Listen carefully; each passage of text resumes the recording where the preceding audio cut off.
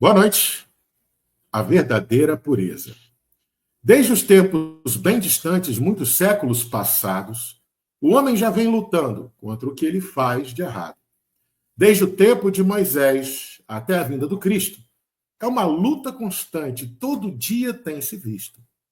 O mal é predominante, o bem sempre é esquecido. Talvez seja por vergonha, mas nem tudo está perdido. A pureza verdadeira é difícil de encontrar, mas depois de muitas vidas, os homens vão melhorar. Para o mundo melhorar, é necessário entender que precisa se lutar e a nós mesmos vencer. Com certeza, dentro em breve, vamos ver essas mudanças e guardamos por dentro de nós muita fé e muita esperança. Tenha essa fé e tenha essa esperança em nosso Mestre Jesus, que junto ainda teremos um mundo cheio de luz. Do nosso irmão Manuel Sampaio Neto, Encontros da Luz 2, UNEP Lições e Conexões. Começa agora.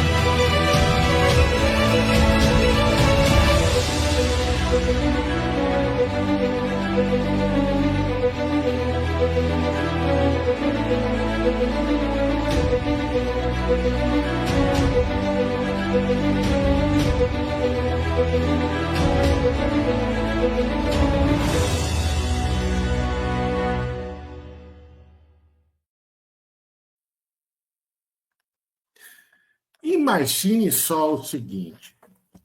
Imagine que lhe pedissem para descrever a pessoa que mais marcou a sua vida, contar a história sobre ela. Você contaria uma história, a sua versão da história. Seu irmão, que também esteve ao seu lado durante toda essa convivência com essa pessoa que tanto marcou sua vida, contaria a mesma história, mas com outros detalhes, talvez até recordando coisas que você esqueceu de mencionar. Sua mãe, um pouco mais emotiva, focaria no jeito de olhar daquela pessoa, no jeito de pensar, de agir, na lição que ele deixou para todos nós. Seu pai, um pouco mais prático, talvez lembrasse que essa pessoa desafiou seu tempo com ousadia e construiu um legado. Seriam 4 relatos verdadeiros sobre um mesmo amor. Só que cada relato sobre a percepção dos fatos e entendimentos de cada um dos narradores. E mesmo assim, nenhum dos 4 estaria errado. Pelo contrário, juntos eles até formariam um retrato mais próximo da verdadeira história. Pois é, assim são os evangelhos. Eles são um esforço humano, tocado pelo divino, de registrar o irrepetível. Não são biografias frias, mas testemunhos apaixonados, escritos a partir das vivências do Cristo, nosso divino amigo, nosso bom pastor. Cada uma das 4 narrativas evangélicas se inicia no exato momento em que cada evangelista entende o significado do eterno convite do Mestre, o segue-me. Os relatos espíritas nos contam que antes de todos haviam as anotações de Mateus Levi. Entretanto, muitos acreditam que o primeiro evangelho foi o de Marcos. Ele escreve com uma urgência de quem acabou de testemunhar um milagre. Sua narrativa é curta, direta, quase ofegante. É um evangelho do imediatamente. Não há tempo a se perder, pois o reino de Deus chegou. Marcos nos pega pela mão e nos faz correr ao lado do Cristo, sem fôlego, maravilhados com o seu poder e a sua autoridade. É um relato quase cru, a primeira e corajosa tentativa de se registrar a revolução de um homem que era e é o nosso Messias. Depois teriam sido Mateus e Lucas. Ambos conheciam a história de Marcos. Eles as tomaram como base, como um esforço valioso, vamos dizer assim, mas sentiram que faltava algo. Ambos parecem ter sido ou ter tido acesso a outra fonte, como se fosse um tesouro perdido que os acadêmicos hoje chamam de fonte Q. Talvez um pergaminho de sussurros perdido no tempo. Talvez contendo apenas as palavras puras do Mestre. Talvez as bem-aventuranças. A oração do Pai Nosso, quem sabe? As parábolas que viraram o mundo de cabeça para baixo, não sabemos. Quem sabe? Talvez não seja a fonte Q, as próprias anotações de Mateus Levi, que Emmanuel nos conta no livro Paulo e Estevão. Mateus, o mestre das contas, metódico, organiza essas palavras com a precisão de um escriba. Ele quer mostrar à sua comunidade judaica que Jesus é o Messias esperado, o novo Moisés entregando a nova lei no alto de um monte. Seu evangelho é didático, estruturado, um verdadeiro manual para a nova vida em comunidade que o Cristo inaugurava. Lucas, o médico historiador, tem o pulso firme e o coração atento. Ele investiga, entrevista testemunhas oculares, entrevista até a própria Maria, como a própria literatura espírita também nos dá notícia. E compõe o seu relato ordenado dos fatos para o seu amigo Teófilo. Sua pena é gentil com os gentios, austera com os dominantes do mundo. Ele se detém nos marginalizados, nas mulheres, nos pobres, nos desvalidos. É em Lucas que ouvimos o Cântico de Maria, a história do bom samaritano, a festa feita pelo retorno do filho pródigo. Ele não pinta apenas um rei, mas um salvador com um abraço grande o suficiente para acolher a humanidade inteira. E aí vem o Evangelho de João. João se afasta um pouco dos outros, se afasta um pouco do grupo. Ele ouviu a mesma música que Marcos, Mateus e Lucas, mas em uma frequência totalmente diferente. Se os outros três olham para a vida de Jesus com os pés no chão, João contemplou a vida de Jesus do alto, com os olhos da eternidade. Para João, o importante não é a sequência de eventos, mas o significado cósmico por trás de cada um desses eventos. João não conta o que Jesus fez. Ele canta quem é Jesus. No princípio era o Verbo, e o Verbo estava com Deus, e o Verbo era Deus. O Evangelho de João é um poema de luz, e é um poema da luz sobre as trevas, da vida e da verdadeira vida além da vida. O Evangelho de João é um mergulho profundo no coração divino daquele que começou como um carpinteiro em Nazaré, até se tornar no coração de todos nós o Cristo, o governador do nosso planeta. Essas 4 narrativas, escritas com as cores da urgência de Marcos, do ensinamento de Mateus, da compaixão de Lucas e da divindade de João, foram copiadas e recopiadas por séculos. Mãos de monges em mosteiros silenciosos traçaram cada letra à luz de velas, por vezes cansados, por vezes emocionados. Um erro de cópia aqui, uma nota de rodapé que se tornou texto ali. Essas pequenas variações não são falhas, são as digitais da história, as marcas humanas que provam o quanto essa mensagem era preciosa e o quanto era vital passar adiante. Olhar para as semelhanças dos evangelhos é perceber que não são 4 histórias conflitantes, são 4 movimentos de uma mesma sinfonia. 4 pinceladas que revelam um rosto impossível de ser capturado por uma única perspectiva. Na polifonia das vozes de Marcos, Mateus, Lucas e João, encontramos não a dissonância da dúvida, mas a rica harmonia de uma fé que precisou de mais de um coração para ser contada. Cada palavra escrita em qualquer um dos 4 evangelhos reflete a magnitude do Mestre Jesus, que, por sua vez, reflete o tamanho do amor de Deus por todos nós. E hoje, para falar sobre isso, eu tenho a imensa alegria de ter ele novamente com a gente aqui, o nosso querido amigo Emídio Brasileiro, o grande homem atrás do livro Tratado dos Evangelhos. Gratidão imensa por ter você aqui hoje, Emídio. Seja muito bem-vindo. Boa noite. Seu boa noite para todos os nossos amigos que estão nos vendo, por favor. Boa noite. Que linda introdução, que lindo comentário, João Marcos. Que maravilha. Eu que tenho que te entrevistar, viu? Que maravilha, um prazer imenso estarmos aqui e estar com o telespectador e agradecer essa oportunidade de trocarmos ideias, de aprendermos com Jesus. Muito obrigado por essa oportunidade. Amém, amém, Emílio. A gratidão é recíproca. E aí eu te pergunto, Emílio, fora Jesus, fora o tema central, fora o personagem central, nesses 4 evangelhos canônicos que nós temos, né? O que mais você, que é um grande estudioso de todos eles, consegue perceber para além da figura central, como semelhanças narrativas, históricas? O que você sabe dizer para a gente de outras semelhanças que esses 4 relatos sobre o nosso querido mestre possam ter? Eu quero começar a responder essa pergunta lembrando o novo livro da minha esposa Marisley, O Poder das Memórias. Esses evangelhos surgiram das memórias. Sim. Ou seja, o que nós chamamos hoje de culto do evangelho, o evangelho no lar, é o que existia naquele tempo. Depois que Jesus partiu, o que os evangelistas fizeram? Claro que eles atenderam os necessitados. A gente vê em Atos dos Apóstolos todo aquele movimento de consolidação do trabalho, poderíamos dizer, do evangelho, mas do evangelho na prática. Mas Jesus já falava que o evangelho deveria ser escrito. Jesus já comentava que aquilo que ele fazia, o que ele estava a fazer, deveria ser narrado. Quando a mulher em Betânia ungiu seu corpo, e Judas questionou, né, aquela questão, porque o óleo era muito caro, o perfume era muito caro, ele disse, eu quero que, em todo o evangelho, esse episódio seja narrado. Então, foi uma recomendação de Jesus. Agora, o que aconteceu? A tradição oral veio primeiro.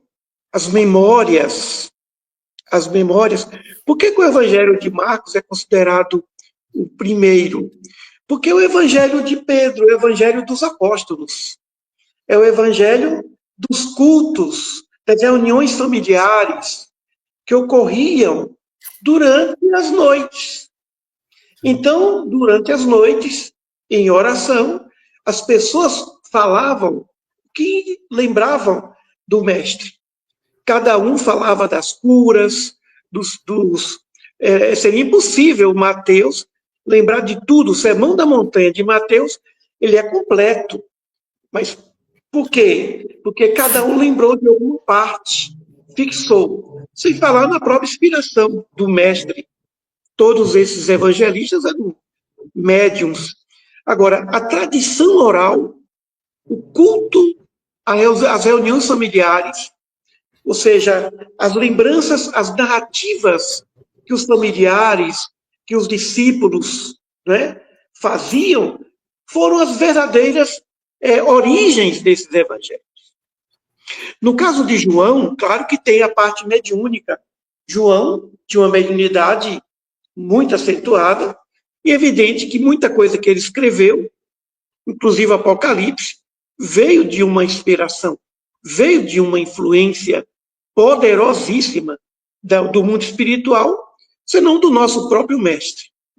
Então, os evangelhos surgiram dos lares, das narrativas, das memórias que as pessoas tinham e acariciavam essas memórias. E, aos poucos, a ideia de se escrever essas narrativas foi sendo consolidada. Inicialmente, ministrada, orientada e liderada por Pedro, através de Marcos. Depois veio Mateus, Lucas. Mateus já preocupado não em mostrar um mestre servidor, como foi o caso do Marcos, mas um mestre Messias. E depois vem Lucas, com um evangelho, uma narrativa perfeita, uma estrutura, como você bem disse, Lucas era um homem, era um médico, pintor e escritor, historiador. Lucas é historiador. Atos dos Apóstolos é a continuidade do seu evangelho. Na verdade, ele escreveu a vida de Jesus, depois ele veio falando de Pedro e depois de Paulo. Então, Lucas, ele veio para organizar e, evidentemente, como você bem falou, coletando mais informações, né? Informações vindas de Maria, de Madalena, de todas aquelas mulheres e discípulos mais próximos, considerando que Lucas não conheceu Jesus e nem Paulo. Lucas conheceu Jesus através de Paulo. Lucas era um discípulo de Paulo. Então, ele acompanhou de perto Paulo. Então, o evangelho de Lucas é o evangelho de Paulo, né? Orientado por Paulo. Então, o que é interessante é esse recolhimento, esse carinho, essas lembranças que depois se transformaram em letras, para eternizar, para perpetuar as memórias do Mestre. Sem esses evangelhos e outros considerados apócrifos, mas nós consideramos esses ditos evangelhos de Mateus, Marcos, Lucas e João como os evangelhos mais completos, dentre todos os evangelhos que foram encontrados, que a Igreja Católica não incorporou à Bíblia. Mas esses 4 evangelhos, realmente, dentre todos os livros da Bíblia, são realmente o que é de mais importante na leitura bíblica. Mas a leitura bíblica, ela é um corolário de uma história de fé. A história do povo judeu é uma história de fé. Fé monoteísta, fé no único Deus, aquela fé que veio sonhada por Akenaton, o Akenaton, no Egito, a existência de um único Deus. Portanto, os evangelhos vêm trazendo uma lógica, mesmo cada um dando ênfase, porque cada evangelista ali narra a vida de Jesus com uma ênfase. No entanto, estudarmos os evangelhos em separado, Mateus, Marcos, Lucas e João, não nos dá uma visão global do episódio. Claro que cada um dá uma ênfase. Agora, muitas vezes os evangelistas, até os 4 mesmo, narram os mesmos episódios. Então, agora o indivíduo fala, vou estudar agora Marcos, vou estudar Mateus, vou estudar Lucas e vou estudar João. É uma redundância. Por isso a necessidade de se unir, de se fazer uma harmonia e de se unir esses textos. Só que isso foi proibido. A Igreja Católica proibiu. O último trabalho que foi feito, que eu tenho notícias, foi o trabalho do bispo Dom Duarte Leopoldo, bispo de Bragança Paulista, que defendia os direitos das mulheres, que defendia o trabalho das mulheres no ambiente religioso. Então, o bispo Dom Duarte ele fez uma concordância dos evangelhos. Muito interessante, no final do século XIX, que foi publicado por uma editora de Paris. Mas a igreja proibiu, porque ela quer o quê? Que as pessoas conheçam essas ênfases, ou seja, as características de Mateus, Marcos, Lucas e João. Quando nós unimos os 4, essas características elas são diluídas. Não se percebe bem as características de cada um. Mas hoje o que nos interessa não é a ênfase de cada evangelista, e sim o conhecimento dos fatos, o conhecimento do episódio em sua totalidade. Então, estudar Mateus, Marcos, Lucas e João para essa geração e as futuras, em separado, já não atende mais necessidades. O público, o leitor, ele quer saber tudo o que aconteceu no episódio das bodas de Caná, mas Caná, esse episódio aí, só foi narrado por João. Mas ele quer saber detalhes a respeito de João Batista. Ele quer saber, no único texto, o que aconteceu, e que os 4 narram, e que um dá uma ênfase que o outro não deu. Então, o leitor hoje, ele quer objetividade. Ele quer não saber do que um falou e que o outro não disse. Não. Ele quer saber o seguinte, eu quero um conhecimento completo desse episódio. Por isso que a primeira parte do Tratado dos Evangelhos foi a parte das concordâncias e das harmonias. E levamos 3 anos para unir esses 4. Claro que o episódio que um narra e o outro não narra, é evidente que vai ali somente a narrativa daquele evangelista. E aí o leitor pode perceber um pouco mais dessas características de cada um. Então, o estudo do evangelho, ele deve ser feito de uma maneira que o leitor tenha uma visão completa dos episódios. E respeitando, evidente, as características de cada um, porque tem traços realmente diferenciados. E como você bem disse, o Evangelho de João é um evangelho, ele tem conhecimento dos evangelhos sinópticos, mas ele é um evangelho mais mediúnico. Ele fala de um Cristo, o pão da vida, ele trata de um Jesus mais próximo de Deus do que dos homens. Marcos traz um Jesus mais próximo dos homens, né? Mateus traz um Jesus mais próximo da expectativa dos judeus, ou seja, o Messias prometido. E Lucas vem com Jesus histórico, mais próximo, né, da questão histórica de Jesus.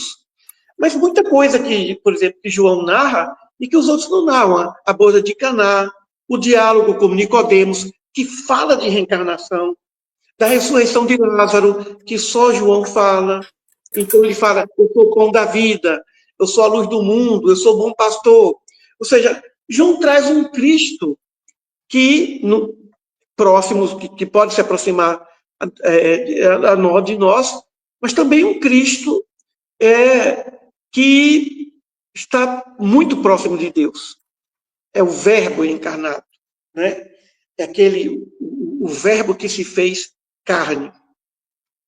Muito bem. Então, nós observamos alguns pontos. Por exemplo, todos os evangelhos, eles são unânimes em dizer que Jesus era ou foi o Messias esperado pelo povo.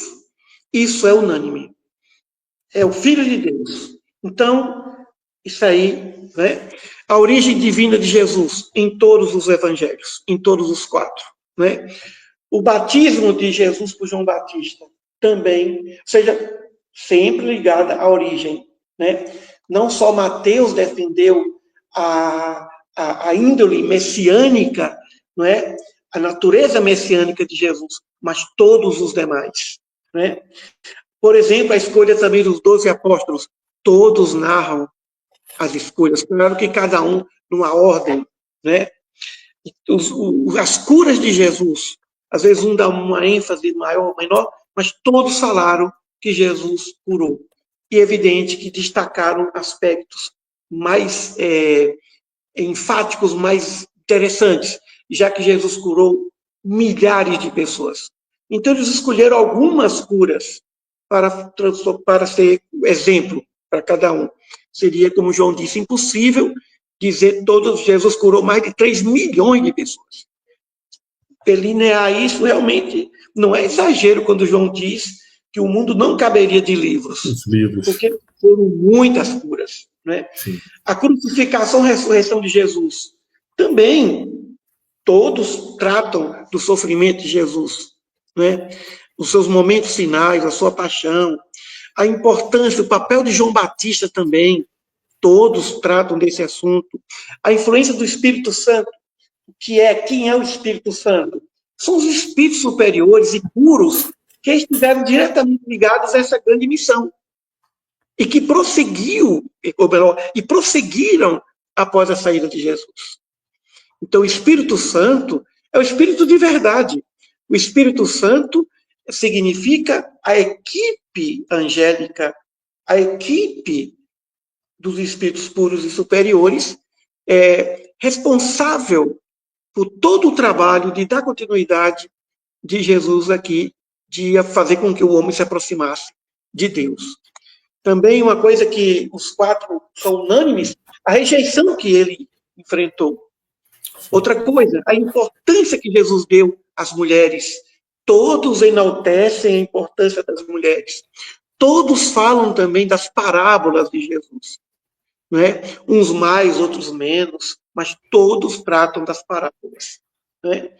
Então, o que é interessante é que os pontos fundamentais do comportamento dele, a origem, os milagres, ou seja, os sinais, tudo isso é algo que eles trataram e narraram. Por isso eu não vejo a necessidade hoje de se estudar em separado. Eu me lembro, quando eu era muito jovem, na juventude, nós fizemos um estudo dos 4 evangelhos. Mateus, Marcos, Lucas e João. Aí, quando a gente ia para Mateus, ia para Marcos, a gente já viu isso em Mateus. A gente ia para Lucas, a gente já viu isso em Mateus e Marcos. E a gente, às vezes, se perdia por falta de um conhecimento completo daquele episódio. Então, o Tratado dos Evangelhos é uma opção, não só de leitura no culto do Evangelho no lar, mas uma leitura para que se conheça em totalidade a vida de Jesus, né? Nos ambientes de estudo do Evangelho. Depois vem Atos, e Atos já seria o estudo do livro de Atos, é para quem já estudou os Evangelhos. É um estudo que vem falando do movimento de divulgação de Paulo, a preocupação de Pedro, e no livro Paulo Estevão, ali a gente vê uma revelação maravilhosa a respeito e em harmonia com o livro Atos dos Apóstolos. Então, não há contradições entre os evangelhos. Um complementa o outro. Um complementa o outro. De uma forma ou de outra. Agora, o que é interessante? Jesus, ele sai da Terra por volta do ano 36, 37, por aí. No máximo, do ano 40. E esses evangelhos escritos surgem a partir dos anos 70. Ou seja, muito tempo se levou para se organizar. Não que não se tivesse escrito. Claro que desde o primeiro momento já se começava a escrever. Mas fazer a conclusão, isso levou tempo, levou anos. Você veja, esse trabalhozinho que nós fizemos aí, levamos 20 anos, que é um trabalho de organização, de estudo, mas imagine só a responsabilidade de se escrever sobre os feitos de Jesus. A responsabilidade muito grande, inclusive sob sua recomendação. Então, esse trabalho foi escrito em muitos anos. Isso começou desde o tempo em que Jesus ainda estava entre nós. O seu evangelho começou a ser escrito desde aquela época. Tanto que ele alertava, isso tem que ser colocado, isso tem que ser dito. Então, não foi algo que foi escrito depois, foi escrito durante. Agora, o evangelho de Marcos, no caso, ele foi concluído muitos anos depois, muito tempo depois. A conclusão levou tempo devido à responsabilidade. E, evidentemente, que tem que falar das inspirações para que essas memórias pudessem ser autênticas e fiéis aos fatos. Memórias que fossem... Porque o problema, João Marcos, muitas vezes o indivíduo cria uma falsa memória. Sim. Mas aí no livro dela fala assim, que às vezes a gente lembra de algo que não aconteceu na infância. Às vezes a pessoa constrói a memória na infância e fica com aquele trauma e não aconteceu aquilo. Então, esses equívocos das memórias fictícias que nós cultuamos como verdadeiras. Principalmente aquelas primeiras memórias da infância. Quantas memórias inverídicas nós carregamos? Então, a preocupação dos discípulos, dos apóstolos, é que realmente tudo aquilo que foi lembrado fosse, inclusive, comparado. Ó, fulano viu isso, mas também Beltrano viu isso. Princípio de Kardec. O livro dos Espíritos foi um livro que levou anos para ser organizado. Ou seja, um espírito disse uma coisa, o outro disse, então tem verdade nisso. Há uma harmonia, há uma coerência. Então, até para se escrever esses evangelhos, ou esses fatos, eles tiveram de comparar a versão de um com a versão do outro. Como é que foi isso? Né? Não foi assim, eu vi assim, eu vi desse outro jeito. Por exemplo, aquele episódio de... Agora, claro que tem episódios que são episódios que só aquela pessoa sabe. A negação de Pedro. Só Pedro passou por aquilo. Na verdade, Pedro nunca negou Jesus. Pedro queria permanecer vivo, não queria ficar preso, porque ele sonhava em interceder junto a Pilatos para salvar Jesus. Pedro não negou essa questão de a negação de Pedro. Negar significa não aceitar, significa fugir, significa dizer não conheço, significa deixar o outro à mercê da condenação. Não. Ali foi uma negativa estratégica. Eu vou dizer que não conheço porque eu quero ficar vivo, porque eu quero salvá-lo. Né? Então, essa experiência foi só dele. Claro que ele passou essa experiência. E como ele se sentiu culpado, porque Jesus havia profetizado isso, havia predito. Como ele se sentiu. Então, Pedro criou uma memória, essa questão, né? Ele sentiu o olhar de Jesus. Ou seja, Jesus falou que eu ia negar. Né? Então, Pedro criou uma memória equivocada. Ele nunca negou Jesus. Porque quando a gente lê os textos do Evangelho, a gente vê ali. A mulher disse, mas você era desse? Não, não sou não. Eu, no lugar de Pedro, faria a mesma coisa. Ah, você é discípulo? Não sou não. Deixa eu ficar aqui, mulher, porque eu quero acompanhar o meu. Então, não é a negação de quem trai, do infiel. É a negação, então, a negação do infiel, como a traição de Judas, são memórias equivocadas. Não são memórias verdadeiras. Judas nunca traiu Jesus. Judas queria o quê? Que Jesus chegasse até o Império Romano através de uma manobra política, inclusive vinculada a Pilatos, que o reino dos céus fosse implantado através do grande e poderosíssimo Império Romano. Então, existem memórias equivocadas, e os evangelistas ficaram atentos a isso, e quando a gente lê os evangelhos, a gente percebe que realmente a razão de Pedro dizer não é que ele queria ficar vivo, ele queria continuar, mas ali, acompanhando de perto o que estaria a acontecer com o mestre para tentar salvá-lo, tentar livrá-lo. Então, essas memórias dos evangelhos, e que depois caem na questão popular, muitas vezes é porque o indivíduo lê um evangelista, não lê o outro, e não vê a narrativa completa, ou seja, tudo o que aconteceu naquele episódio. Por isso é fundamental, o primeiro passo para se conhecer a vida de Jesus é ler todos os 4 evangelhos unidos, inseridos, harmonizados, um completando o outro num único texto. Agora, isso exige um trabalho delicado, um trabalho de muita responsabilidade, um trabalho extremamente cuidadoso. Aí depois vem os comentários, e aí vem cada um observando cada aspecto.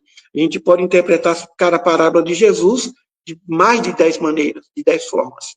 Cada um analisando as verdades dentro de prismas diferentes.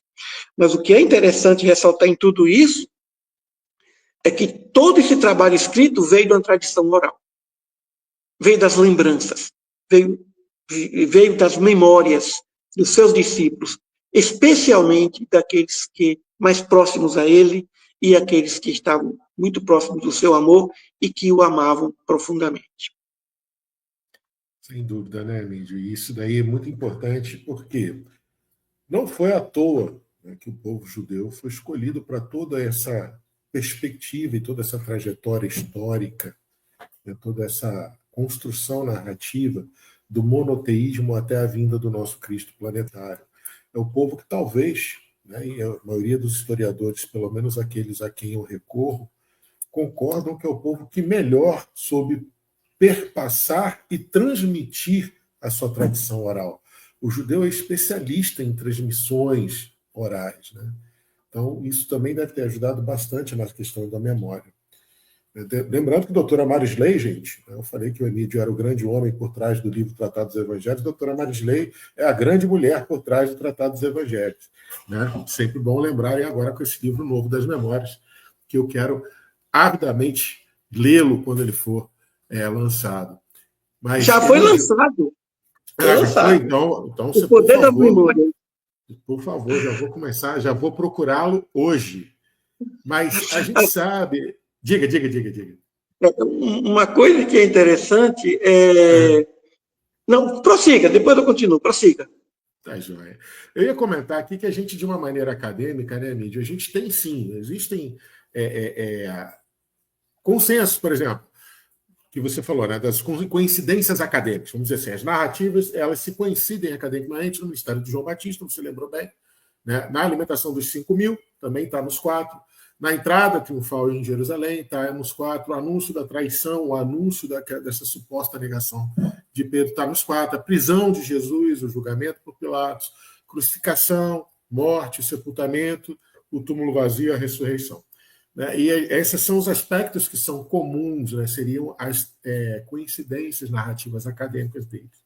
A gente sabe também que existe um propósito nisso. Né? Por exemplo, no ministério de João Batista, e como você bem lembrou, né, a principal característica uníssona deles é mostrar Jesus como Messias, como Filho unigênito de Deus, que veio da parte de Deus para nos reconectar verdadeiramente com o Abba, com o Papai, com Deus verdadeiro e não mais com aquele Deus irascível do Velho Testamento. Então, essas coincidências acadêmicas, elas vêm, né, e é sempre bom a gente lembrar, com propósitos proféticos e messiânicos. O ministério de João Batista para o Elias que é de vir, a profecia do Elias que é de vir, a entrada triunfal em Jerusalém, a profecia de Zacarias. E se a gente for buscando, a gente vai vendo esses momentos de coincidência narrativa, né, nessa estruturação messiânica da prova messiânica. Mas o que eu quero falar também, e corroborando com você, e aí, logicamente, né, eu sou meio suspeito para falar, a gente já conversou sobre isso, mas eu sou um grande entusiasta dessa sua argumentação da necessidade da gente criar uma predileção às concordâncias evangélicas, às harmonias evangélicas, né? Porque, como você bem disse, ela não deixa nada de fora. Né? Por exemplo, a sua proposta de trabalho, o Tratado dos Evangelhos, é uma grande harmonia também, né, Mídia?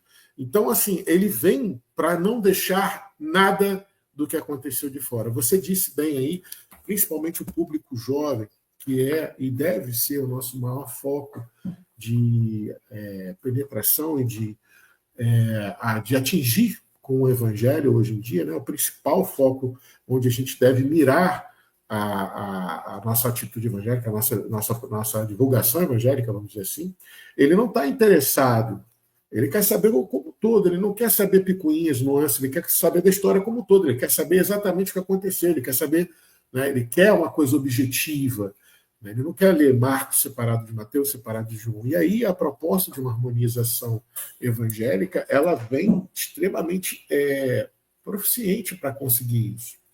Mas aí eu queria que você comentasse exatamente sobre isso que eu falei, né? E eu já sei sua resposta, mas quem está vendo a gente não sabe.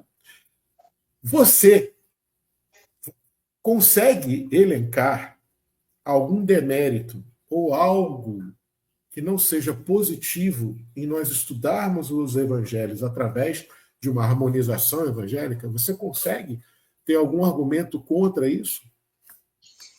Evidente que não. Por quê? Porque o que a gente quer? Os fatos. Qual a origem dos evangelhos? As narrativas das tradições orais. Uhum. Então, o que os evangelistas fizeram? Pegaram um pouco de um, informação de outro, foi colhendo de outro e mais outro, e reuniram num texto só. Só que aí depois vieram outros que escreveram, por exemplo, o Sermão da Montanha em Mateus, ele é completo. Ele é completo. Ou seja, Mateus não teve a memória para escrever aquilo tudo. Aquilo ali foram coletâneas. Ele organizou em forma de texto. Uma coisa que é interessante nós sabermos, a diferença do povo judeu e do povo hebreu. Sim. Aqueles hebreus que saíram do Egito não são judeus de hoje. Sim. Moisés esperou aquele povo desencarnar. Ele passou a escrever o Pentateuco, Gênesis, Êxodo, Levítico, Números e Deuteronômio. Ele escreveu em Levítico. Ali tem o quê? Ali tem toda uma norma de conduta que ele considerava fundamental para que aquele povo saísse daquela cultura egípcia politeísta e entrasse numa ordem de respeito ao ser humano. Então, todo Levítico ali fala de como se adorar a Deus, como se relacionar com o próximo e como cuidar, por exemplo, da higiene, como cuidar do seu corpo, como cuidar da alimentação. Então, Moisés foi o grande legislador por causa do Levítico. Sim. Ele escreveu o Levítico para educar aquele povo. Então, aquele povo que veio do Egito, Moisés esperou desencarnar para que seus descendentes estivessem aptos a essa nova cultura. Sim. A esse monoteísmo de fato. Claro que depois Jesus veio e não considerou mais o dia de sábado como o santo. Ou seja, Jesus desconstruiu algumas das culturas de Levítico, porque Levítico, ou seja, alguns dos ensinamentos de Levítico eram fundamentais para aquela cultura, daquele povo hebreu, que era ignorante, que Moisés teve que ensinar. Moisés foi o grande educador daquele povo. Ele e depois os sacerdotes. Arão, seus filhos, toda a linhagem de sacerdotes e também os levitas. Da tribo de Levi. A tribo de Levi era a tribo que cuidava das questões sacerdotais. Né? Os levíticos, ou seja, os levitas, que assistiam, que cuidavam, que davam assistência aos sacerdotes. Muito bem. A partir daí, esse povo começou a ganhar cultura. A gente vê Einstein, judeu, ou seja, quantos gênios provavelmente foram mortos durante o nazismo, durante a Segunda Guerra Mundial. Muita gente culta, muitos matemáticos, físicos, químicos, muita gente inteligente. Então, o povo judeu é um povo altamente inteligente. Né? Então, o que a gente percebe é que o que caracteriza o povo judeu, não só em relação ao monoteísmo, é a preocupação em manter a informação. Os judeus hoje são proprietários dos veículos de informação do mundo inteiro, das indústrias de papel. Você vê a genealogia. A gente não valoriza muito a genealogia, né, que existe na Bíblia, que existe nos evangelhos, mas ele querendo manter as memórias, querendo manter a tradição, querendo manter a história, sendo fiel às raízes dessa história. O próprio mestre, sempre que ele ia trazer o ensinamento novo, ele falava, ouviste o que foi dito aos antigos. Ele voltava, ele sabia de Isaías, de Elias, de Salomão, de Davi. Ou seja, ele não trouxe um ensinamento novo desprovido das suas raízes, das raízes dos seus profetas, que eram todos enviados dele. E o principal foi Moisés. Moisés foi o grande iniciador. Mas Abraão foi. Foi Abraão, Melquisedeque, que foi quem preparou Abraão, mas Moisés, ele sistematizou essa aliança. Moisés eu diria que foi a aliança sagrada, ou seja, a descendência de Moisés, a descendência de Jacó, né? Moisés veio de Jacó, ele é descendente de Jacó, que veio de Isaac, que veio de Abraão. Então, a primeira aliança de Abraão com Deus é aquela aliança da fé, da existência, de defender a existência de um Deus único. Mas o povo precisava de quê? Precisava de educação monoteísta. Sim. E Jesus vem desconstruindo um pouco dessas tradições culturais, e agora ele vem com uma nova visão. Não mais do Deus de ira, não mais do Deus de olho por olho, dente por dente. Porém, o olho por olho, dente por dente, não estava no contexto de uma legislação humana, mas da lei divina. Pedro, guarda a tua espada, porque quem com ferro fere, com ferro será ferido. Ou seja, a pena de talião não é para se aplicar entre os homens, porque ela já vai ser aplicada pela lei natural. Ou seja, faz isso, porque senão a lei vem, e ela vem com juros e correções. Se fizer o bem, ela vai dar o dobro. E se fizer o mal, vem também o dobro.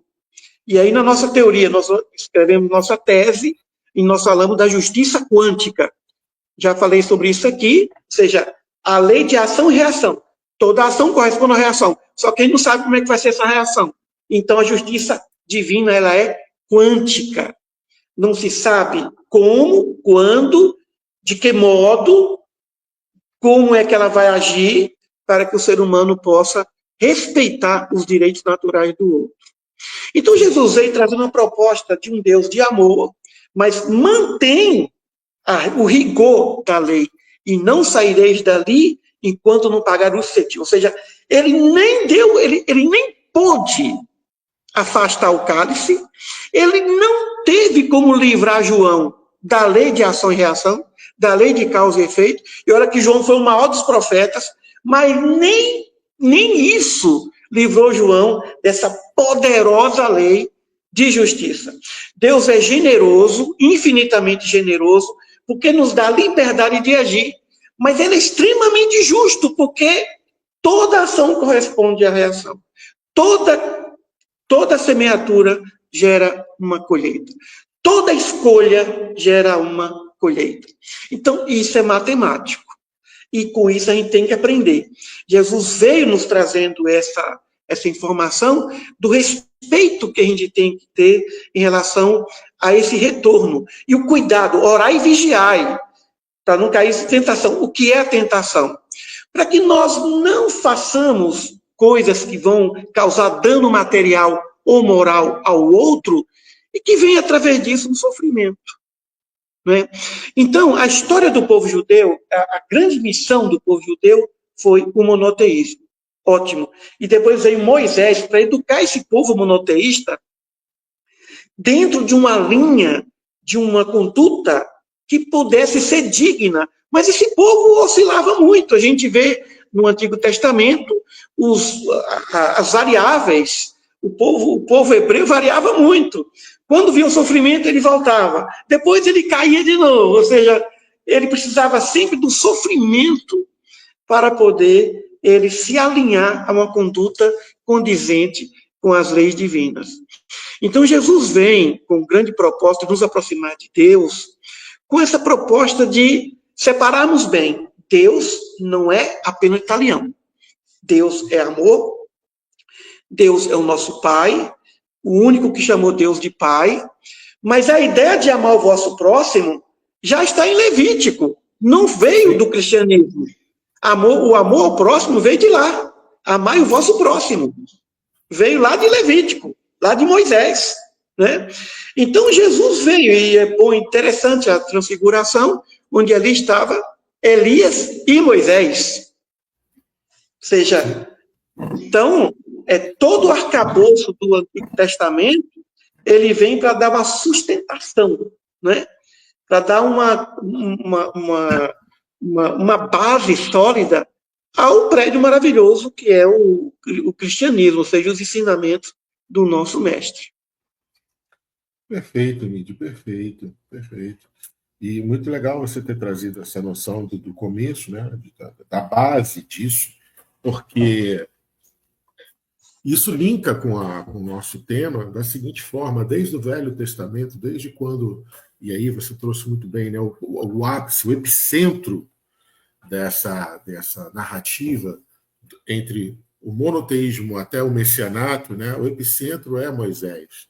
Moisés é que é o grande divisor, ele faz a chave, ele dá a virada de chave no processo. Né? Então, desde o tabernáculo, desde quando houve a promessa da aliança, que Deus iria habitar entre nós, olha, constrói o tabernáculo. E aí é interessante, porque cada milímetro do tabernáculo foi ditado por Deus com precisão e especificidade de qual era a medida até o material que seria feito, como seria montado, como seria desmontado, quem levaria, quem montaria, né? Vai à frente, não vai à frente, vai assim, vai assado. Fora os fenômenos físicos que acompanharam, né, essa narrativa do tabernáculo. Mas ali começa essa incursão de uma definitiva aliança com Deus. né? A história do povo judeu é a história de um povo que busca uma aliança permanente com Deus em tropeços, como você bem disse, né? Eu costumo brincar, Emílio, que o Velho Testamento é um compêndio sobre tudo aquilo que você não deve fazer em relação a Deus e aquilo que você deve fazer quando você fez o que não deveria. Então, assim, é um compêndio sobre tropeçar e se reerguer perante Deus. Mas é a história do povo judeu, um povo que busca uma aliança definitiva que se concretiza em Jesus. Então, essa narrativa do Novo Testamento, essa narrativa dos evangelhos, é a apoteose, a concretização dessa eterna e definitiva aliança. E cada um narra a construção dessa aliança e as consequências, como você bem trouxe aí, as consequências de se assumir essa definitiva aliança de uma forma. Mas outra coisa que eu vejo muito uníssono entre os evangelhos é isso, né? Ali está narrado a definitiva aliança de Deus conosco e as consequências disso, porque o povo judeu, se você pegar o Velho Testamento, principalmente os livros proféticos, dá uma sensação de que o povo de Deus falou assim, não, uma hora Deus vai chegar e vai habitar eternamente. Ele prometeu lá no tabernáculo. Lá no tabernáculo ele falou que vinha habitar com a gente permanentemente. Ele falou, uma hora ele vai chegar. E eles achavam, e dá essa sensação, né? Inclusive eu queria que você falasse também, criticasse, se você achar que, ou não concordar comigo, achar que eu estou errado, dá uma sensação de que eles estavam achando que ser ou ter uma aliança definitiva com Deus seria incólume, não teria consequências, não teriam cobranças, não teria que haver sacrifícios, renúncias, abnegações e principalmente aprimoramentos. Então, os evangelhos acabam sendo, e talvez por isso Mateus foi tão detalhista de criar, logo de cara, né, esse manual do proceder cristão, que é o Sermão do Monte, né? Talvez a intenção dele é, olha, gente, para entender o que eu vou falar daqui para frente, entendam esses 3 capítulos aqui, 5, 6, 7. Entendo todo esse sermão aqui. Se entendeu esse sermão, o resto que vai vir depois vai ficar fácil. Mas esse sermão é o novo éon, é a nova era, é a nova definitiva e eterna aliança e como viver essa eterna aliança. Você acha que procede esse falar meu? Você concorda? Você discorda? Claro, é perfeito. Quer ver uma coisa também, para a gente perceber o quanto que Jesus teve problema com essa cultura judaica, por exemplo? Uhum. Todos os evangelhos narram, relatam a rejeição de Jesus pelos líderes religiosos da época, todos. Exato. Os membros da elite, foram eles que forçaram Pilatos a crucificar Jesus. Sim, sim. Então, a vida da história dos hebreus, dos judeus, tem altos e baixos. Uhum. Entendeu? Essa rejeição culminou na morte e no julgamento. Ou você condena, ou a gente vai avisar o imperador que você, procurador de Roma, está aqui colocando panos quentes. E, inclusive, há uma tradição dizendo que Jesus curou o filho de Pilatos. Sim, sim. Por isso que a mulher de Pilatos falou, não se meta com esse homem. Você deve...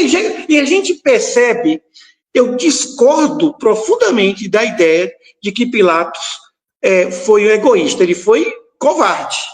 Ele não quis enfrentar aquele povo. Ele não quis enfrentar, né? Mas ele fez de tudo para poder salvar Jesus, dentro das suas possibilidades. Eu sou um defensor de Pilatos.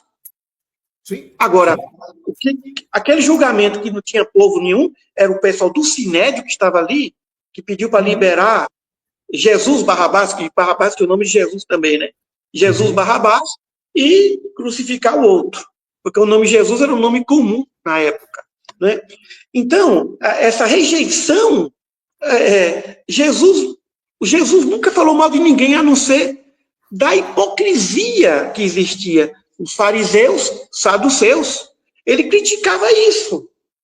Como existe isso em todos os meios, não só no meio religioso, no meio empresarial, no meio social, no meio cultural, essa incoerência entre o que se fala e o que se faz, né? E aí foi a grandeza de Paulo, né? Paulo Paulo não teve medo de enfrentar, sim, embora foi perseguido realmente pela cultura daquela época, né? Então, diante do que a gente vê hoje, né, o povo de Israel ali brigando, mandando míssil para tal lugar. Quando alguém me pergunta, eu falo, ó, isso é histórico. Isso é histórico. Isso não é do povo de Israel. O povo de Israel não quer guerra. Aquele povo está saindo nas ruas porque não quer. Mas tem um primeiro-ministro que quer se manter no poder e usa esse conflito com os palestinos, com os iranianos, como uma forma de se manter naquele poder. Mas o povo de Israel não quer isso. Esse povo é muito inteligente, esse povo tem história. Esse povo sabe das consequências. Esse povo sabe das consequências, né? Então, quando ele fala o povo de Israel que está brigando contra o povo do Irã, não. Ali é briga de governo, e tem coisa mais profunda. Ali é o quê? Governo que está submetido às indústrias de armas. Quem manda na guerra é quem fabrica míssil, é quem fabrica arma. Enquanto existir uma indústria de armas, vai ter guerra. A guerra é a grande consumidora. Né? Milhares de mísseis são fabricados para quê? Para ficar no armazém ali, para ficar estocado? Não, aquilo é para ser usado. Então, a guerra vem como uma forma de manter o comércio da fabricação. A guerra é o comércio da indústria de armas. Né? Então, o povo não quer isso. O povo iraniano não quer isso. O povo de Israel não quer isso. Né? Mas aí vem a questão dos líderes, né? Os líderes comprometidos com os donos, os fabricantes de armas. Eu me lembro que logo que teve começou a Rússia a invadir a Ucrânia, o pessoal pensou que em um mês, fevereiro, foi no fevereiro. Aí um mês vai se resolver. Eu fiz uma palestra que está no nosso canal dizendo que aquela guerra daquele ano ia durar cerca de mais de 3 anos, que isso não ia se resolver, que o objetivo daquela guerra não é invadir a Ucrânia, é consumo de armas. Aí o povo europeu manda arma, vende arma, os Estados Unidos vende arma para a Ucrânia. Ali é o grande comércio. O que existe ali como pano de fundo é um acordo entre governos ucranianos, russos, europeus, americanos, para consumir. São indústrias que fomentam a política, que fazem a campanha da política, que põem ali, que mantém aquele governante. Né? Então, eu discordo que o povo de Israel, não é o povo de Israel, é o governo de Israel. Só que ele vai pagar caro. Acaba que o governante faz, lembra de Davi? Faz, mas é o povo que vai receber. É o povo que morre, é o povo que passa fome, é o povo que passa pela ação poderosíssima dessa lei divina. Esse povo de Israel, ao longo do tempo, já experimentou na pele o que a lei divina faz. A lei divina é pior do que qualquer bomba atômica. A lei natural, ela é muito séria. Ela é muito séria. Né? Então, essa rejeição é uma coisa comum entre os evangelhos. E Jesus falava e criticava, e foi isso que fez com que ele fosse crucificado. Essa rejeição a essa hipocrisia. Jesus não veio para destruir a lei, como ele mesmo disse. Ele veio para acrescentar, para aperfeiçoar. Então, o que ele falava não era para discordar de Moisés, era para aperfeiçoar o que Moisés trouxe. Sim. A questão da mulher adúltera, por exemplo. Ali, ele não podia dizer, se ele dissesse, não, Moisés não está errado. Ele não podia dizer que podia matar para cumprir a lei de Moisés, porque ele estaria ferindo um decreto imperial romano que proibia qualquer sentença de morte vindo dos judeus. Só quem podia mandar matar era o Império Romano. E colocaram Jesus numa situação difícil. Ele não poderia contrariar a lei de Moisés, também não poderia contrariar o decreto romano. Então, o que ele disse? Ele entrou no tribunal da consciência. Quem tivesse em pecado, atira a pedra. Ele entrou no tribunal da consciência, no mundo da moral. Jesus trouxe uma cultura de observarmos bem o que no livro dos Espíritos tem lá, onde está escrita a lei de Deus na consciência. Jesus veio trabalhar na consciência. É na consciência que se constrói o reino de Deus, o reino dos céus. Perfeito, Emílio. Rapaz, A única coisa ruim desse programa é que ele acaba. Chega uma hora que a gente precisa acabar. Meu irmão, desde já, uma gratidão imensa. Beijão, doutora Marisley, para vocês também. Parabéns pelo livro dela, desde já também. Vou correr atrás para a gente poder ler. Mais uma vez, gratidão. É sempre muito bom ter você aqui. Já espero que você volte brevemente. E eu queria pedir para você se despedir da nossa audiência para a gente poder encaminhar para o final do programa. Agradecer, João Marcos. Você, olha, vamos combinar um programa que eu vou entrevistar. Você diz o tema e eu vou fazer as perguntas. Eu faço as perguntas e a gente trabalha isso. Escolha um tema em que eu tenha a possibilidade de ser o entrevistador. Eu entrevisto, pergunto e você responde. Vai ser um sonho realizado, viu? Você é uma graça, eu agradeço, é uma graça. Estar com você, de qualquer jeito, entrevistado, vai ser uma maravilha sempre, meu irmão. Gratidão. Queria agradecer também a nossa audiência, todo mundo que esteve aqui. Nosso papo foi tão fluido, a gente nem teve tempo de agradecer todo mundo, mas todo mundo que comentou aqui no chat, minha gratidão. E, se Deus quiser, esperamos que Ele queira, semana que vem estaremos aqui novamente. Já deixando meu grande abraço para você, um grande abraço para a doutora Marisley, grande abraço para a nossa audiência, agradecendo a Deus mais essa oportunidade, ao Mestre Jesus. E, como fala aquele nosso irmão benfeitor, que cuida com carinho do nosso NEP, o NEP é Jesus novamente para o coração de toda a gente. Emílio, beijo para você, fique com Deus. Fiquem com Deus, gente. Grande abraço a todos. E, se Deus quiser, até semana que vem. Até logo. Até logo.